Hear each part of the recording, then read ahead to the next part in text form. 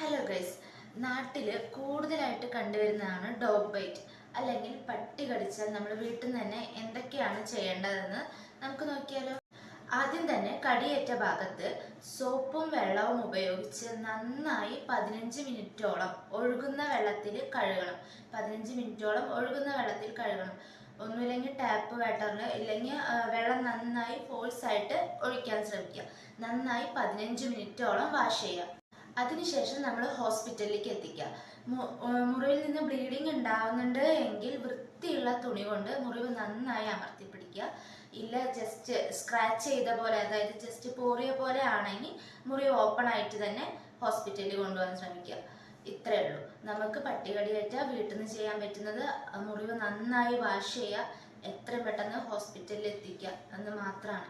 പിന്നെ ഒരു കാര്യം പ്രത്യേകം ശ്രദ്ധിക്കണം, ചെറുതായി പട്ടിയുടെ നഖം ചെറുതായി സ്ക്രാച്ച്